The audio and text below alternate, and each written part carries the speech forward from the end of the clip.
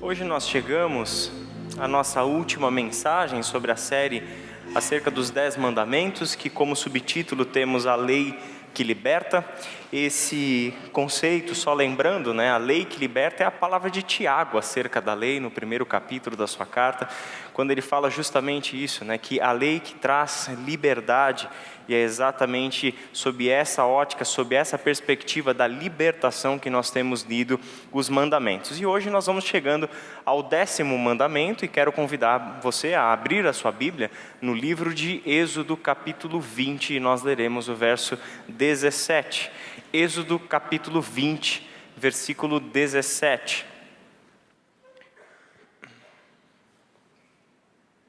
Encontraram? Pode deixar inclusive sua Bíblia aberta no livro de Êxodo, que nós faremos ainda algumas leituras no capítulo 20 e no capítulo 19 de Êxodo.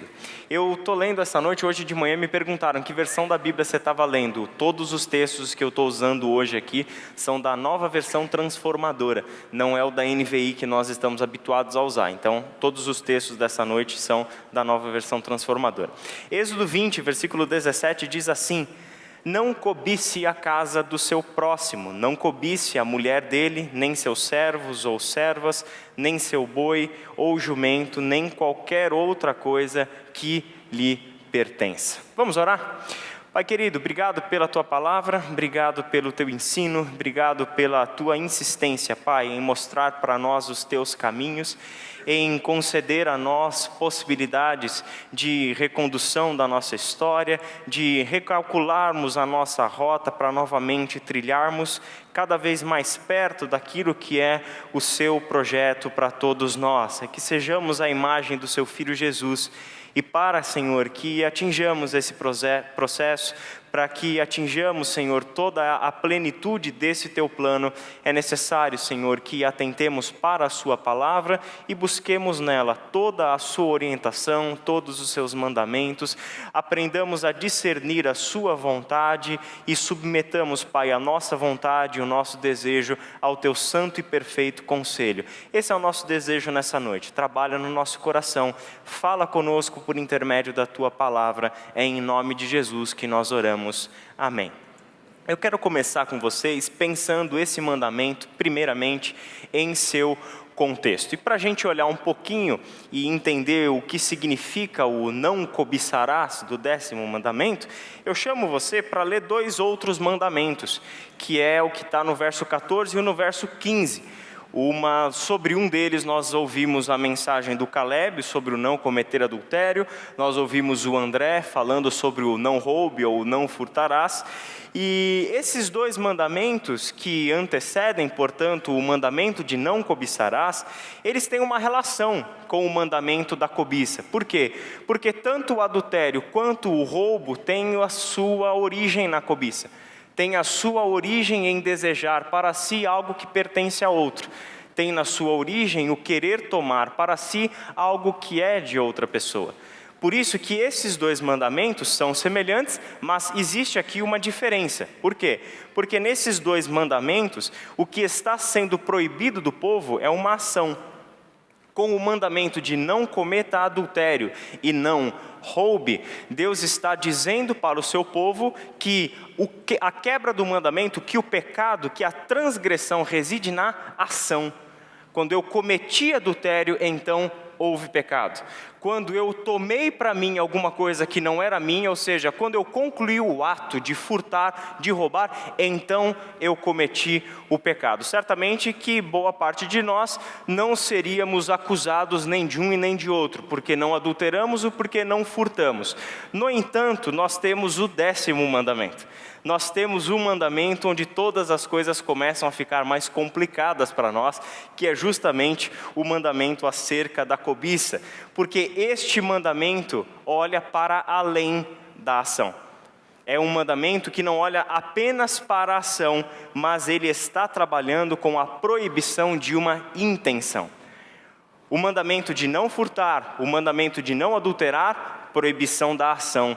O mandamento de não cobiçar é a proibição de uma intenção.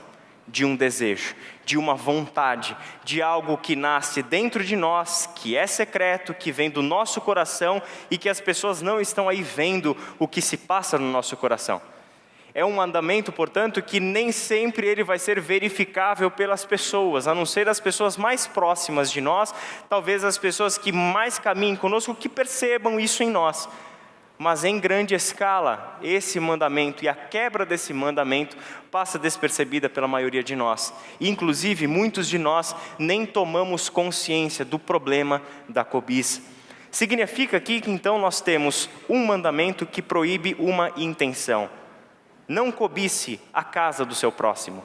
Não cobice a mulher dele, nem seus servos ou servas, nem seu boi ou jumento, nem qualquer outra coisa que lhe pertence. Esses mandamentos foram dados, é claro, e a gente precisa ser maduros para entender isso, foram dados para nós em um contexto de uma sociedade patriarcal e escravagista.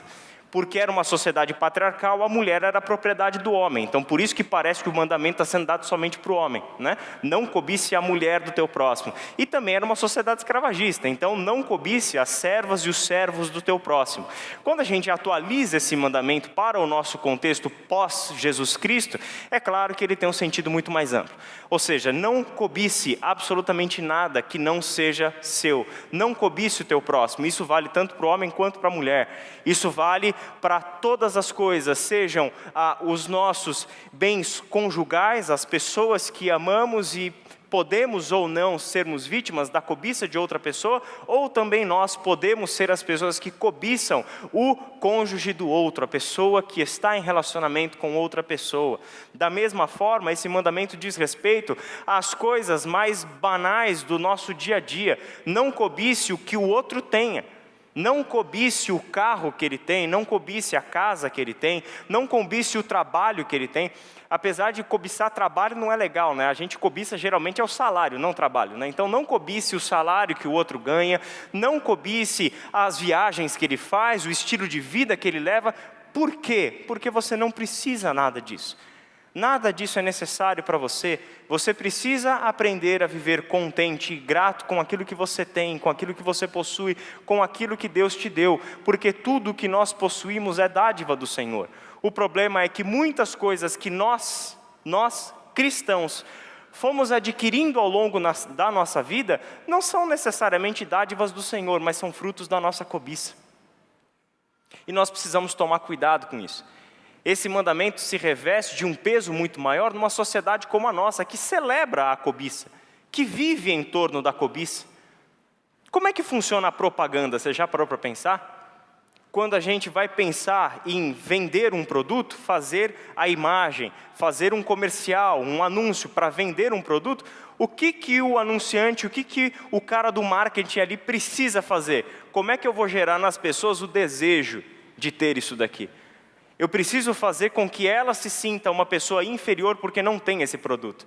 Eu preciso que ela se sinta uma pessoa abaixo da média porque ela não tem esse produto. Então, para que ela seja aceita numa classe, para que ela se torne alguém visível, para que ela se torne uma pessoa importante, para que ela se dê valor, para que ela seja feliz, para que ela se realize, ela precisa comprar esse produto. O nosso mundo vive da cobiça. O nosso mundo celebra a cobiça. E o pior de tudo, nós aplaudimos as pessoas que estão nesse mundo aí, sendo ícones de cobiça nesse mundo, porque eles se tornam as referências do mundo corporativo. E a gente está querendo seguir esse pessoal. No entanto, o Evangelho deixa isso claro.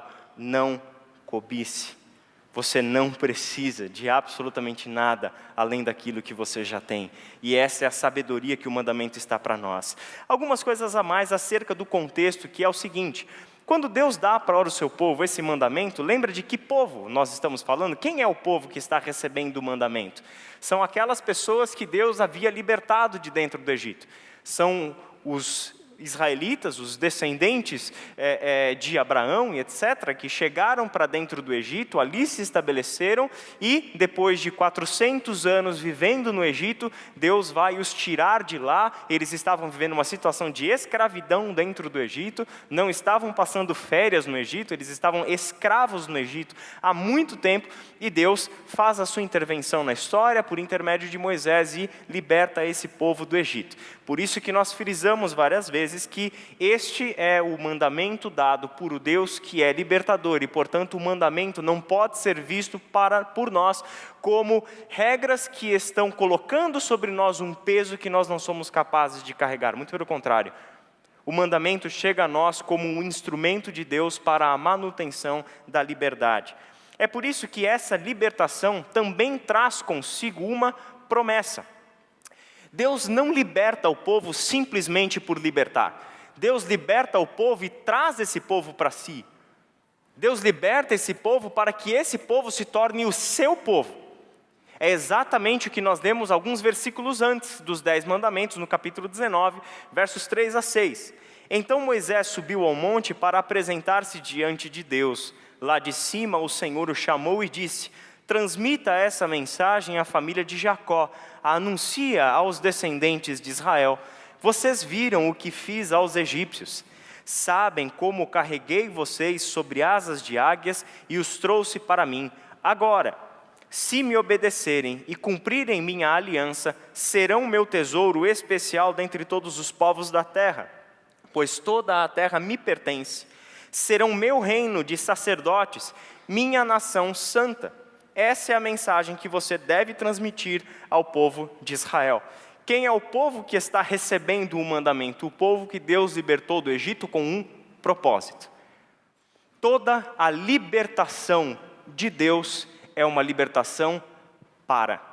Não é só libertação de. Deus não apenas liberta o seu povo do Egito. Deus liberta o seu povo para que se torne o seu povo. Para que se torne parte integrante de quem Ele é, entre em comunhão com esse Deus, entre em aliança com esse Deus, se torne um só com o seu Senhor e com o seu Deus. É por isso então que quando nós olhamos para esse texto, a gente faz a seguinte pergunta: e o que fazia deste povo mais especial do que os outros povos? Já que toda a terra me pertence, por que esse povo? Por que Deus escolhe esse povo? E a resposta para essa pergunta é a seguinte: esse povo não tem absolutamente nada de especial em relação aos outros povos. Esse povo não é moralmente superior aos outros povos. Esse povo não é espiritualmente mais elevado do que os outros povos. Esse povo não tem absolutamente nada nele próprio, nas suas ações, nos seus intentos, na sua organização, absolutamente nada neste povo que faça desse povo um povo que merece ser chamado por Deus para ser seu povo, que merece ser libertado por Deus para se tornar o seu reino de sacerdotes, a sua nação de sacerdotes. Por que Deus chama para si esse povo? Primeiro, porque esse Deus tem um plano. E por meio deste povo é que Ele vai trazer a história, a concretização do seu plano. Esse povo, portanto, é chamado por Deus, porque em primeiro lugar, Deus tem um plano, Deus tem um projeto. E o projeto de Deus começa lá com a chamada de Abraão: saia do meio da tua parentela, do meio do teu povo e vá para a terra que eu vou mostrar para você, porque por seu intermédio e da sua descendência eu vou abençoar todas as famílias da terra. E este povo, portanto, faz parte desse grande plano de salvação de Deus que chega até nós. Isso no Antigo Testamento nós conhecemos não como Deus retribuindo a um favor desse povo, não como Deus libertando esse povo porque esse povo fez alguma coisa para merecer essa libertação. Não Deus dando para esse povo uma promessa tão maravilhosa, se tornando uma nação especial dentre todas as outras nações, porque eles eram mais elevados espiritualmente. Isso é expressão do amor e da graça de Deus. Deus chama esse povo para si, porque este povo é pecador como todos os outros povos, mas Deus não quer mais ver o pecado reinando entre nós. Mas Deus quer resolver o problema do pecado que separa o ser humano do seu Criador. Por isso este povo vai ser chamado para se tornar o seu povo pessoal. Com essa grande dádiva, com esse grande direito que deu ao seu povo, de ser chamado de povo de Deus, com o direito que Deus concedeu a essas pessoas de se tornarem o seu tesouro pessoal dentre todos os povos da terra, com o direito que Deus deu a eles de se tornarem o seu reino de sacerdotes, vem também um dever. Em troca, Deus exige fidelidade na adoração e na prática da justiça. Os 10 mandamentos são exatamente as obrigações dessa aliança. São as obrigações desse pacto. Deus nos liberta para que entremos em uma relação com Ele e para que sejamos verdadeiramente livres. Para que essa aliança entre nós e Deus fosse preservada, era necessário obediência aos mandamentos desse Deus. Ele pede, sobretudo, em resumo dos 10 mandamentos, a fidelidade a Deus na adoração e também na prática da justiça. Por isso que quando nós olhamos para a moldura dos 10 mandamentos em Êxodo 20, olha o que nós encontramos. Começo, né? Então o Senhor deu ao povo todas essas palavras. Eu sou o Senhor, seu Deus, que o libertou da terra do Egito, de onde você era escravo. Então quem é que está dando o mandamento? O Deus libertador. As palavras são de Deus. As palavras que estão sendo dadas ao povo que Ele próprio havia acabado de libertar do Egito, da terra da escravidão. E qual é o primeiro mandamento? Qual é a primeira frase das regras dessa aliança? Não tenha outros deuses diante de mim. Essa é a primeira fala. Porque com essa fala nós começamos a resolver o problema da nossa relação com Deus. Eu libertei vocês, mas se vocês quiserem permanecer livres, tire da vida de vocês, tire do coração de vocês, tire dos altares de vocês, tanto os altares de pedra, quanto os altares que nós erguemos nos nossos corações, todos os outros deuses, todos os ídolos, porque eles são falsos, porque eles não são deuses verdadeiros. Só há um Deus, só há um Senhor, e este é o que te libertou da terra do Egito, e este é o que está falando com você, e este é o que está lhe dando o mandamento como cláusulas, como um pacto, como essa aliança que nós estamos fazendo entre nós. Por isso, em troca, Deus exige a fidelidade na adoração, que se expressa nos mandamentos que resolvem a nossa relação para com Deus. E depois nós temos 6 mandamentos, que não falam da nossa relação diretamente com Deus, mas falam muito mais da nossa relação com o próximo.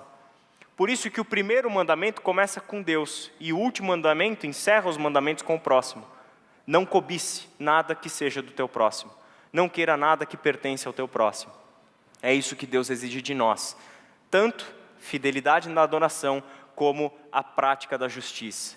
E nós viveremos em injustiça, se cobiçarmos o que é do próximo, porque tudo começa com a cobiça, até que se traduza em adultério, até que se traduza em roubo, até que se traduza em assassinato e assim por diante.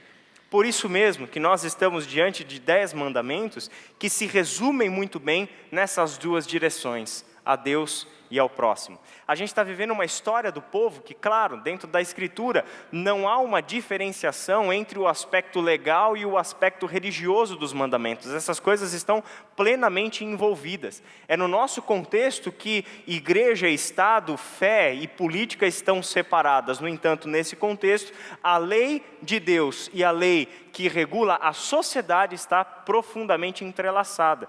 Talvez a gente deveria ter considerado melhor as implicações disso. Quando a gente chega para o Novo Testamento, em 1 João, capítulo 4, versículo 20, é mais ou menos o resumo dos mandamentos que João está fazendo. Se alguém afirma, amo a Deus, mas odeia o seu irmão, é mentiroso, pois se não amamos nosso irmão a quem vemos, como amaremos a Deus a quem não vemos? Ele deu este mandamento: quem ama a Deus, ame também seus irmãos. Não existe nenhuma possibilidade de dizermos que amamos a Deus sem que isso nos leve a amar o nosso próximo. O amor a Deus, destituído de amor ao próximo, não é amor a Deus. Não existe amor a Deus que não me leve também a amar o próximo. O que é conversão do ponto de vista bíblico? Conversão é quando o meu coração sai de ser algo debruçado sobre mim mesmo e se converte a Deus e se converte ao próximo.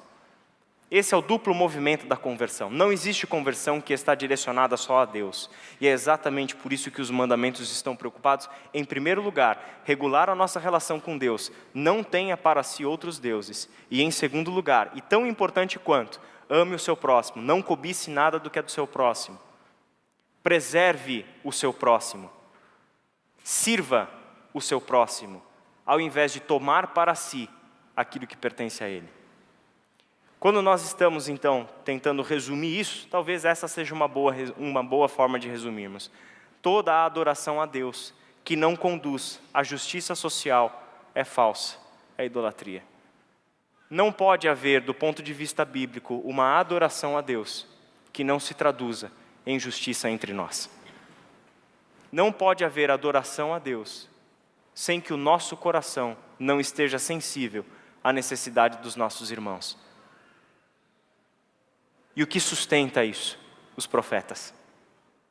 Quando nós lemos os profetas, o anúncio dos profetas e a denúncia dos profetas vão exatamente nessas duas direções. É a fidelidade a Deus que foi comprometida, é a santidade do povo de Deus que foi comprometida, como também a justiça que foi esquecida. O órfão, a viúva, o estrangeiro, o pobre, eles foram deixados de lado por causa da cobiça do coração de vocês. A denúncia dos profetas vai sempre nas duas direções, porque esse é um mandamento, porque essa é a vontade do Senhor. Isso nos leva a considerar, e agora fechando esse primeiro ponto nosso, o que nós vimos até agora sobre os 10 mandamentos, e com base em algumas perguntas que as pessoas trouxeram para nós, até alguns atendimentos que a gente fez durante essa série, o que é muito positivo. O que é muito positivo mesmo, porque por meio dessas perguntas, dessas dúvidas, dessas inquietações de corações de vocês, tem chegado para nós o quanto o Espírito Santo de Deus tem trabalhado no nosso meio, tem alcançado corações e gerado inquietações em nós. E realmente, não tem como nós passarmos pelos estudos que nós fizemos ao longo de todo esse ano, sem que o nosso coração seja confrontado com a verdade do Evangelho, sem que nós sejamos levados a uma necessidade de repensar a nossa vida e de tomarmos decisões na nossa vida que de fato nos coloquem no caminho do Senhor. Então, com base nisso, se nos 9 mandamentos as coisas já estavam difíceis, concorda comigo ou não? Se nos 9 mandamentos anteriores as coisas já tinham ficado complicadas quando nós chegamos na cobiça, é aí que lascou tudo de vez. É aí que deu o problema geral, aí é que deu pane. Porque todos os outros mandamentos, a gente consegue dar um jeitinho brasileiro para eles. A gente consegue dar uma falseada, a gente consegue dar uma escondida, a gente consegue fazer lá que nem os fariseus que foram acusar a mulher adúltera para Jesus. E quando Jesus fala assim para eles, não tem problema. Aquele que não tiver pecados pode atirar a primeira pedra. E o que acontece? Todas as pedras vão caindo no chão, por quê? Porque não tem ninguém que fique de pé diante dos mandamentos. Não tem ninguém que cumpra esses mandamentos na sua plenitude. Nós descobrimos que, na verdade, esses mandamentos geram em nós uma crise muito grande, ao mesmo tempo que são palavras de vida, que são os sábios e santos conselhos de Deus, para que vivamos de acordo com a sua vontade e vivamos bem, e vivamos em plenitude de vida na nossa relação com Ele e na nossa relação com o nosso próximo. Nós sabemos e temos testificado isso, de que se vivermos de acordo com a sabedoria de Deus nos mandamentos, nós viveremos uma vida boa, nós viveremos uma vida de paz. Se eu simplesmente parar de cobiçar o do outro, você já parou para pensar o alívio que vai ser no seu coração? Se você conseguir tirar de fato a cobiça da sua vida, você já pensou o peso que você vai tirar das suas costas? De viver querendo coisas que você não precisa? De viver desejando coisas que não vão te acrescentar em nada?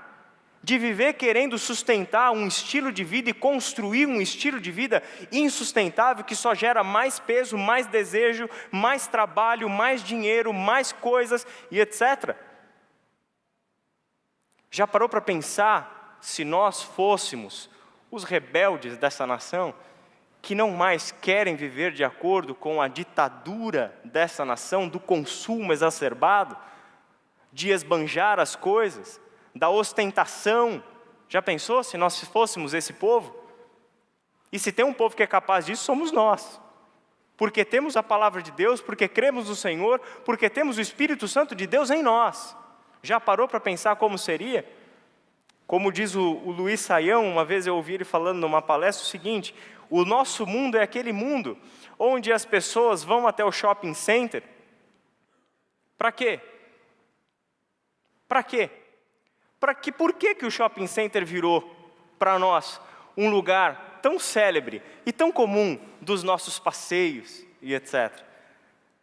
O Luiz Saião, vou tentar lembrar o jogo de palavras dele aqui, vamos ver se vai sair alguma coisa. Ele diz assim, que quando a gente vai num shopping center, a gente vai no shopping para gastar aquilo que a gente não tem, para comprar aquilo que a gente não precisa, para parecer quem a gente não é. É basicamente o que a gente faz e como a gente vive a nossa vida. É mais ou menos assim. Por que nós vivemos assim e vivemos assim no piloto automático? Porque a cobiça ainda está dentro de nós. Porque ainda não estamos dando a atenção devida à instrução do Senhor.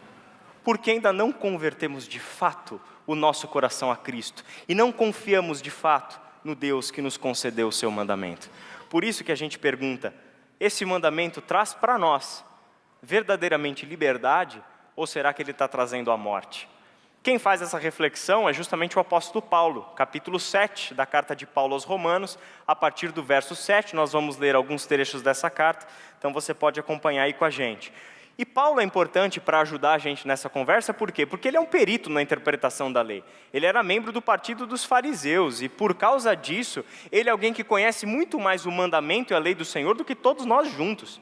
Paulo é um profundo conhecedor do mandamento da lei. Mas esse Paulo também é um irmão nosso em Cristo, ou seja, alguém que, apesar de conhecer todo o mandamento e de achar que tinha vivido até então a sua vida de modo irrepreensível com todo o mandamento, ele se depara com o Cristo. E quando ele se depara com o Cristo, o que acontece? Ele está se olhando no espelho. E quando ele vai se olhar no espelho, o que ele descobre? Eu não sou nada daquilo do que eu achei que eu fosse. Eu não obedeço o mandamento do jeito que eu achei que eu obedecia.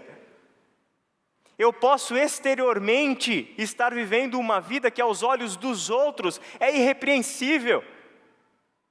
Mas o que a gente descobre com Paulo? É que quando Deus olha para dentro de nós, Ele discerne a nossa intenção. E quando Ele olha para dentro de nós e discerne a nossa intenção, o que acontece? Ele vê verdadeiramente quem nós somos. E quando nós descobrimos quem verdadeiramente nós somos, o mandamento nos mata. Olha o que Paulo diz, por acaso estou dizendo que a lei de Deus é pecaminosa? Claro que não. Na verdade, foi a lei que me mostrou o meu pecado. Eu jamais saberia que cobiçar é errado se a lei não dissesse, não cobice. Mas o pecado usou esse mandamento para despertar dentro de mim todo o desejo cobiçoso. Se não houvesse lei, o pecado não teria esse poder. Significa que aqui se abre para nós uma segunda compreensão sobre o porquê Deus deu a lei para o seu povo.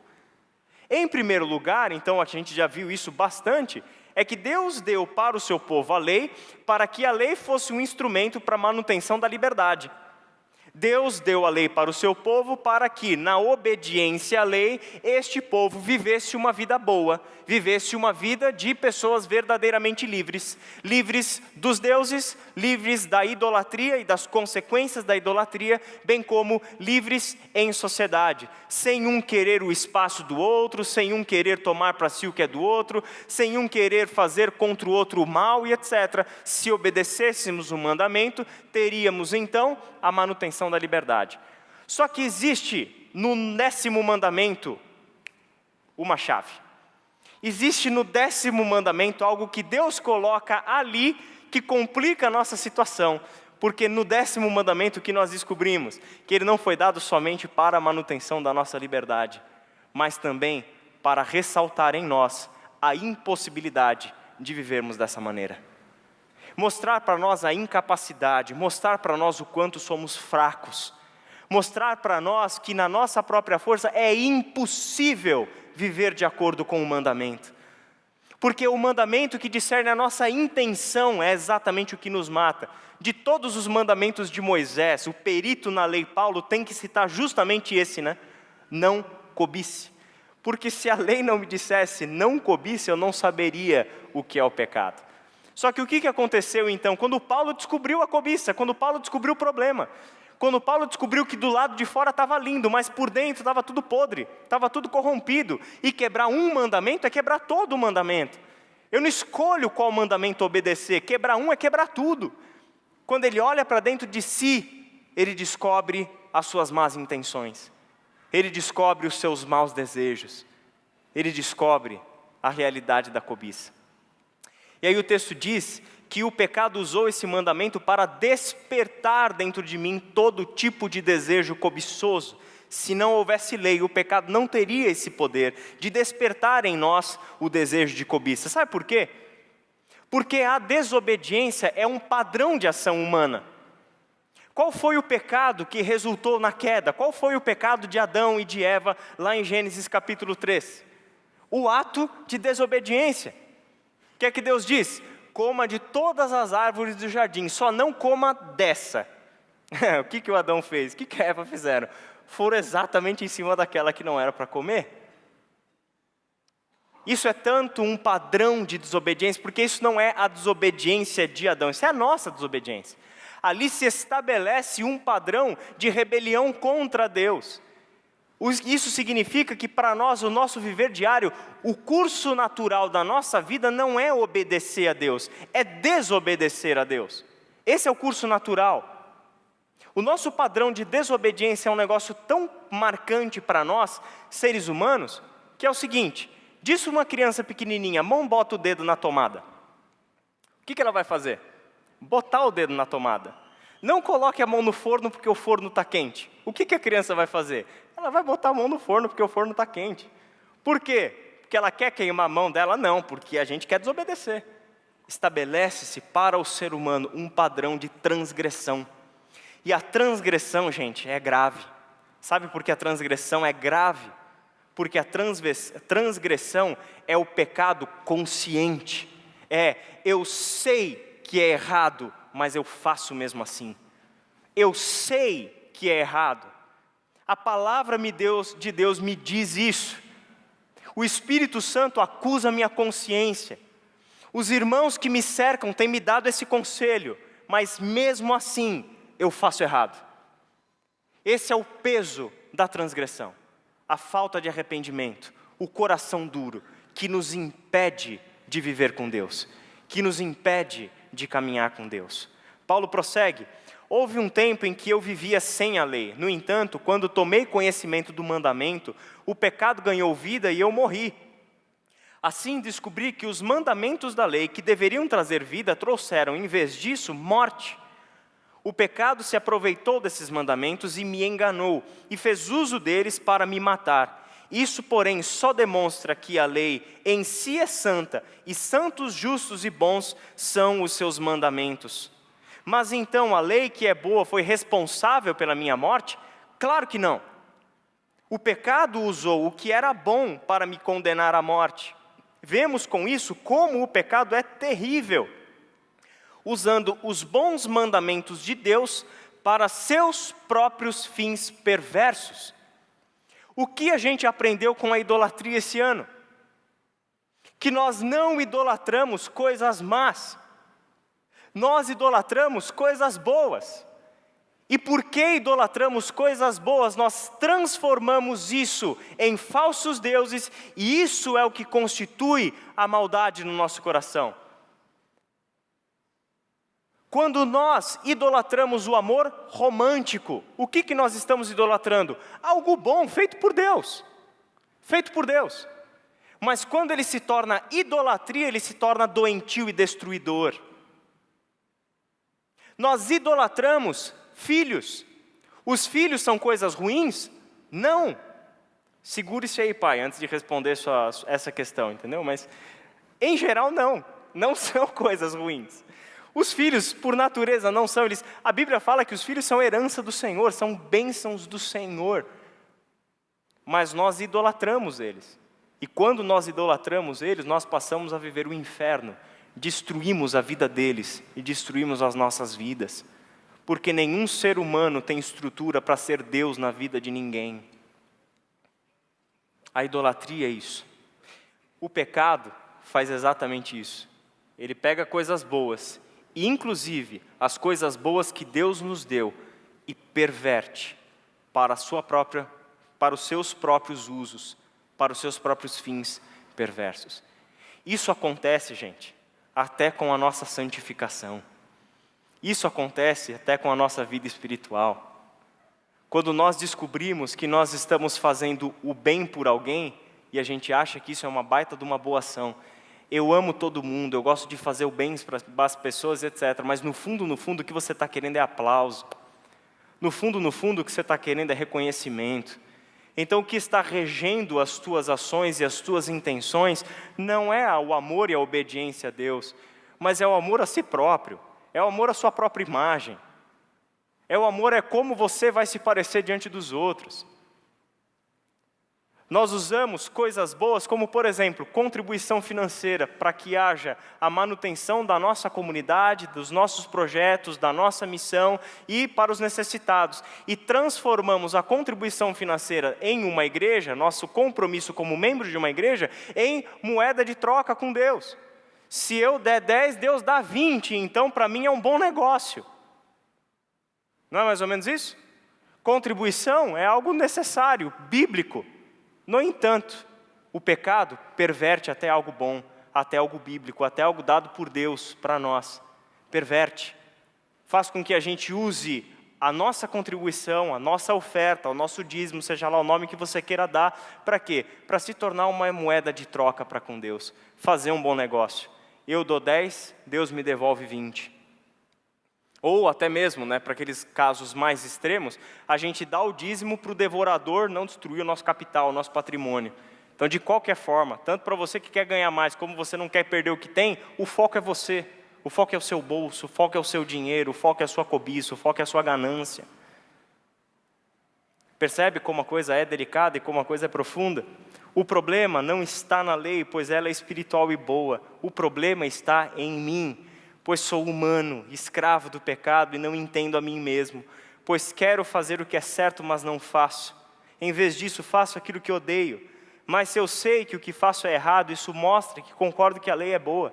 Portanto, não sou eu quem faz o que é errado, mas o pecado que habita em mim. Existe dentro de nós uma guerra de vontades. Por um lado, eu sei o que é certo e eu sei o que Deus exige. Por um outro lado, eu tenho uma dificuldade tremenda de viver de acordo com a vontade de Deus. Esse era o Paulo, que ainda não conhecia o poder do Evangelho. E essa é a conclusão que ele tem que chegar. Eu sei que em mim, isso é, em minha natureza humana, não há nada de bom. E isso é interessante, porque isso conflita radicalmente com perspectivas que as nossas correntes de pensamento modernas têm acerca do ser humano. Vê no ser humano alguém potencialmente bom. Vê no ser humano uma natureza boa, capaz de fazer o bem. Não, ele não é capaz de fazer o bem.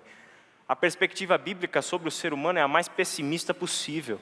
Não há nada na natureza humana que preste, não há nada na natureza que seja humana que seja boa, porque até as nossas melhores intenções são motivadas pelo nosso orgulho e pela nossa cobiça. Significa que nós, enquanto seres humanos, não há nada de bom em nós, pois o que eu quero fazer o que é certo, mas eu não consigo. Quero fazer o bem, mas não faço. Não quero fazer o que é errado, mas ainda assim o faço. Então, se faço o que não quero, na verdade não sou eu quem o faz, mas o pecado que habita em mim. Assim, descobri esta lei em minha vida. Quando quero fazer o que é certo, percebo que o mal está presente em mim. Amo a lei de Deus de todo o coração, contudo, há uma outra lei dentro de mim que está em guerra contra a minha mente e me torna escravo do pecado que permanece dentro de mim. Por isso, a exclamação de Paulo: como eu sou miserável. É exatamente a esta conclusão que o Evangelho de Jesus Cristo precisa nos levar. O Evangelho de Jesus Cristo, para nos salvar, primeiro, ele tem que mostrar a nossa morte. Ele tem que mostrar quem verdadeiramente nós somos. Porque enquanto nós não entendemos verdadeiramente quem nós somos, nós jamais veremos a necessidade de vivermos a nossa vida em comunhão com Cristo, porque passamos a crer que Ele é o Senhor e que Ele é o Salvador. É aquela velha história de quando conversamos com as pessoas e as pessoas falam para nós: mas eu não tenho feito nada de errado. A minha vida é boa, eu não peco tanto assim. Eu ouço vocês falando sobre pecado e eu não tenho pecado tanto assim. A gente precisa rever esse conceito de pecado, porque a Escritura coloca o pecado como algo que está não só nas entranhas do nosso coração individualmente, mas o pecado é aquilo que rege a história humana. É o que rege todas as nossas estruturas. A nossa existência nesse mundo é uma existência que a gente não peca às vezes, abertamente, deliberadamente, mas somos pecadores apenas por pisar este mundo e fazer parte dessas estruturas nas quais nós vivemos. O pecado está encharcando todas as coisas. Mas graças a Deus que tem saída. Paulo diz então que a lei da liberdade produz morte ao nos colocar sob o juízo de Deus. Então, essa lei que era para trazer a vida, na verdade, trouxe para nós morte. E trouxe a morte porque condena o nosso pecado, porque nos acusa, nos coloca sob o juízo de Deus. E é por isso mesmo que quando chegamos a essa conclusão, a gente faz a pergunta, então por que deu essa lei? Porque Deus deu a lei que lá no final Ele sabia que ia gerar morte? Por que Deus me dá uma lei impossível de ser praticada? Porque Deus coloca essa situação para a nossa vida, onde nós temos que chegar à conclusão que nós somos miseráveis, dignos de misericórdia, que não há nada de bom em nós. Por que isso? E essa é o quadro geral com o qual agora nós olhamos o mandamento. Três perspectivas que estão juntas, não separadas e não contradizentes. Primeira, Deus deu o mandamento para a manutenção da liberdade. Segundo, Deus deu o mandamento para revelar o que é pecado e assim nos condenar. Terceiro, Deus deu o mandamento para que, desesperados na impossibilidade de vivermos com a vontade de Deus, nós clamemos por salvação. Nós clamemos por alguém que nos liberte da lei e do pecado. Nós clamamos por aquele que um dia haveria de vir e que pagaria o preço do pecado no nosso lugar. Nós clamamos e o mandamento gera assim em nós o quê? Uma esperança. E o que é mais fabuloso quando nós olhamos para a história do Antigo Testamento é que esse povo que tem essa consciência de que o mandamento nunca vai levar a gente para a perfeição, porque nós somos humanamente incapazes de viver de acordo com esse mandamento. Este mesmo povo que mesmo assim ensina o mandamento de geração em geração, este mesmo povo que está o tempo todo preocupado em viver de acordo com esse mandamento, os profetas que são levantados por Deus para acusar que mesmo que seja impossível viver plenamente de acordo com as justas exigências de Deus dadas na lei, Deus quer ver no seu povo reação. Deus não quer que o seu povo se conforme, Deus quer que o seu povo lute contra o pecado, tendo o mandamento como seu norte, tendo o mandamento como sua referência. Deus quer ver o seu povo em santidade na relação com Ele, porque o mandamento é referência. Deus quer ver a justiça correr entre nós como um rio perene, porque o seu mandamento é referencial de justiça para a sociedade. Ele espera isso do seu povo. E este povo não cai no pessimismo de olhar para o mandamento dizendo, eu não consigo viver desse jeito e eu viro as costas e eu não quero mais saber desse Deus. Muito pelo contrário, o que a imaginação dos profetas nos ajuda a enxergar? Uma terra que está plenamente cheia da glória de Deus. Eles nos ajudam a enxergar que este Deus, apesar do pecado, apesar de toda a transgressão, apesar do seu próprio povo escolhido não viver de acordo com a sua vontade, Ele permanece fiel, Ele permanece resgatador, Ele permanece libertador, Ele permanece o Senhor da história e um dia Ele há de trazer a realidade perfeita e um dia Ele há de nos resgatar e nos redimir de todo esse pecado que nos escraviza. Essa é a esperança que nós temos. Por isso que um pouco mais para frente, no verso 25, Paulo faz a pergunta, quem me libertará deste corpo mortal dominado pelo pecado? Graças a Deus, a resposta está em Jesus Cristo, nosso Senhor. O mandamento nos faz clamar por libertação. A impossibilidade de vivermos de acordo com o mandamento nos fez clamar por um libertador. E qual é a boa notícia? O libertador já veio. O libertador já veio. O preço do pecado já foi pago. O mandamento já foi cumprido, para que nós recebêssemos a libertação. Assim como um dia o povo de Israel foi liberto do Egito, o libertador se manifestou mais uma vez. O libertador fez a sua intervenção na história. E apesar de toda a idolatria, porque olha para a Bíblia, o seu povo nunca se livra da idolatria. Apesar de terem os mandamentos, apesar de toda a idolatria, como é que Deus se apresenta para o seu povo?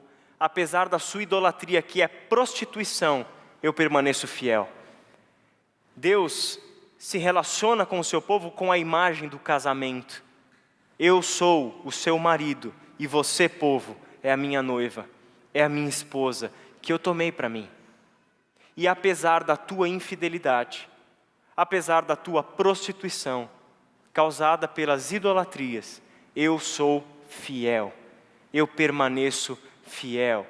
E essa é uma imagem que está repleta em todo o Antigo Testamento. Até quando a gente chega num livro como Oséias, quando Deus vai chegar para o profeta e dizer o seguinte: Oséias, faz assim, esse povo está na hora de enxergar a coisa de uma forma mais dramatizada, Oséias. Você vai se casar com uma prostituta. Essa mulher vai permanecer na prostituição, você terá filhos com ela, você será fiel a ela, e por meio desse seu casamento fora da realidade, eu vou mostrar para o meu povo o que é fidelidade e infidelidade. Eu vou mostrar o que é para o meu povo permanecer fiel apesar da prostituição e da infidelidade.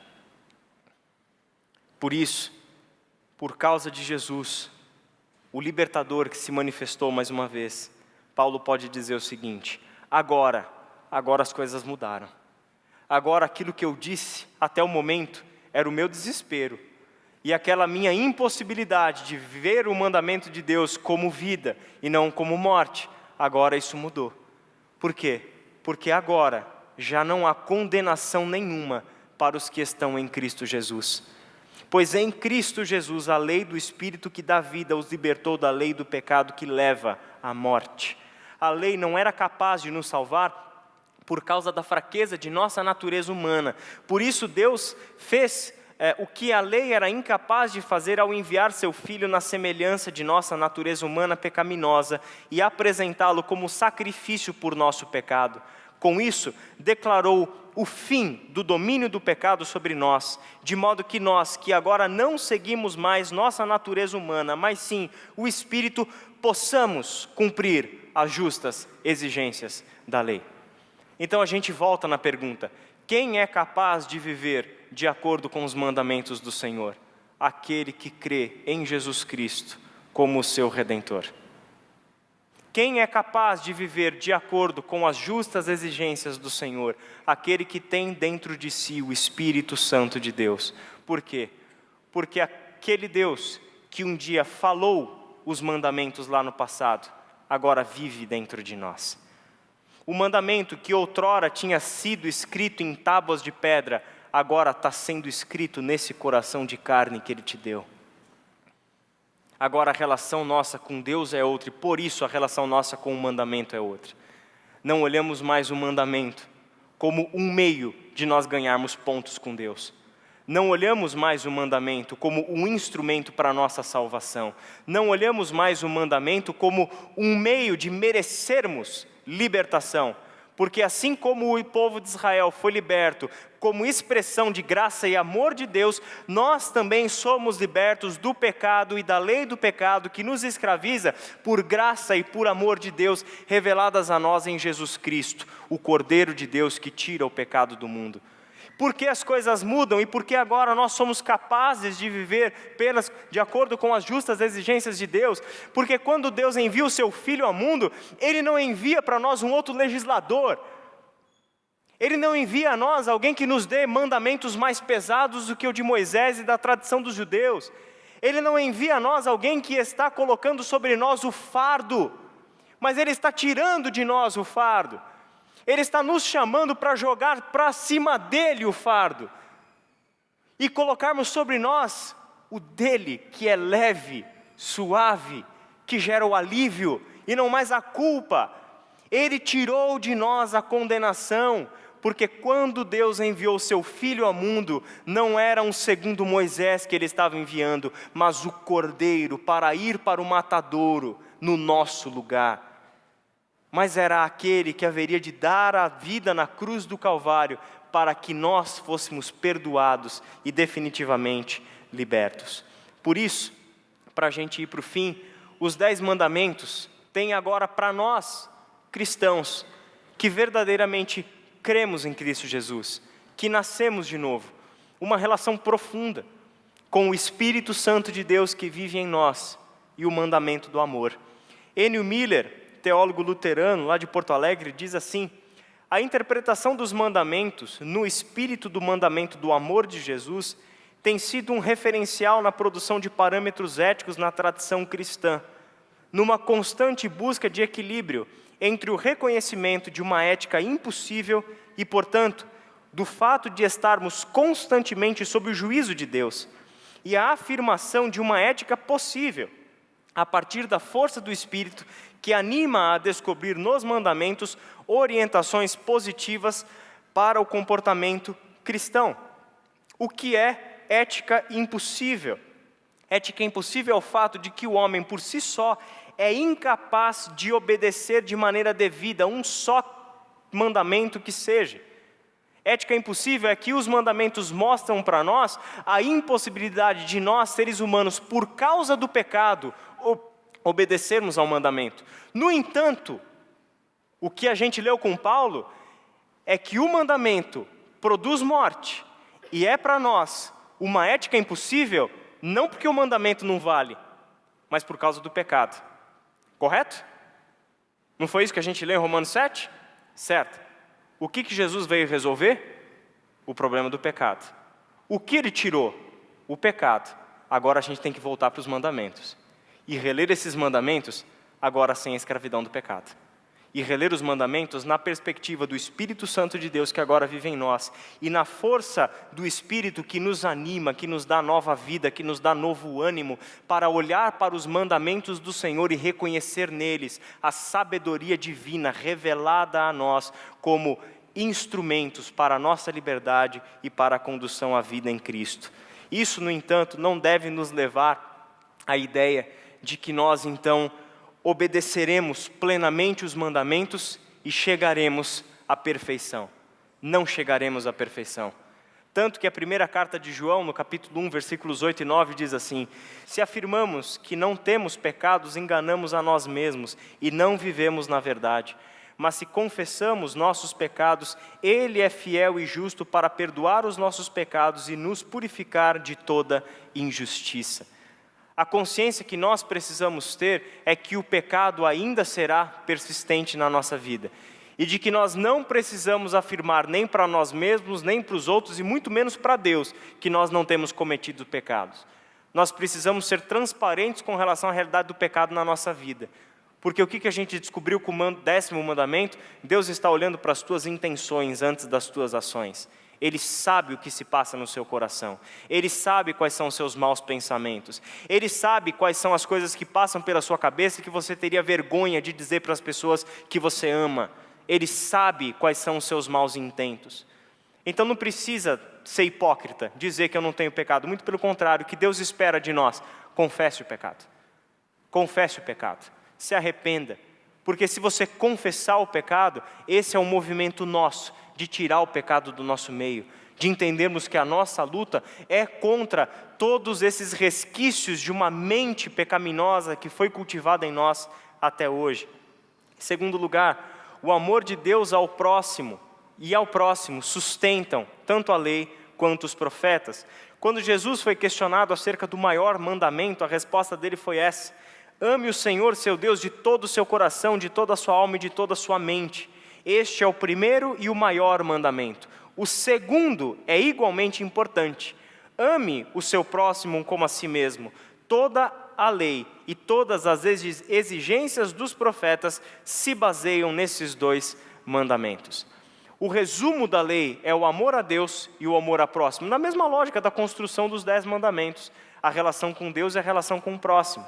Mas o que permeia essas relações? O que é que deve nos levar em direção a Deus e o que deve nos levar em direção ao próximo? O amor. E esse movimento é fruto da conversão, por quê? Porque na conversão a gente já não vive para nós mesmos. Nós já descobrimos que agora eu não vivo mais para mim mesmo, mas eu vivo para Deus. Eu vivo em Deus, e eu vivo para o próximo, e eu vivo no meu próximo. Por isso que Paulo diz o seguinte: o amor é o cumprimento da lei. Não devam nada a ninguém, a não ser o amor de uns pelos outros. Quem ama o seu próximo, cumpre os requisitos da lei de Deus. Pois os mandamentos dizem: não cometa adultério, não mate, não roube, não cobice. Esses e outros mandamentos semelhantes se resumem num só: ame o seu próximo como a si mesmo. Por quê? Porque ele é o resumo de todo mandamento. Porque o amor não faz mal ao próximo. Portanto, cumpre todas as exigências da lei de Deus. E lembra que o amor coloca a gente em movimento em direção ao próximo. O mandamento nos diz o que eu não devo fazer em direção ao próximo. E o amor me coloca na direção dele, o que eu devo fazer em favor do meu próximo. E sabemos que nós conhecemos a Deus se obedecemos aos seus mandamentos. Se alguém diz: eu o conheço, mas não obedece os seus mandamentos, é mentiroso e a verdade não está nele. Mas quem obedece à palavra de Deus mostra que o amor que vem dele está se aperfeiçoando em sua vida. Desse modo sabemos que estamos nele. Quem afirma que permanece nele deve viver como ele viveu. E essa é uma passagem fundamental para nós. Nós estamos acostumados a dizer para Deus: eu te amo. Falamos isso por meio das nossas canções. Falamos isso direta e indiretamente em nossas orações. Nós estamos acostumados em confissões de boca de que amamos a Deus. Mas aonde exatamente Deus está discernindo o nosso amor por Ele? É na obediência aos seus mandamentos. O que Deus está esperando de nós não é declaração de amor. Deus não é uma adolescente ou um adolescente que entra em desespero quando alguém não se declara para ela, ele, etc. e tal. Deus não é isso. Deus não está esperando declaraçõezinhas de amor. Deus não está esperando cartinhas de amor. Na verdade, nós podemos confessar todo o nosso amor por Deus, se essa nossa confissão de amor por Deus vier orientada por uma vida de obediência aos seus mandamentos. Caso contrário, é vazio.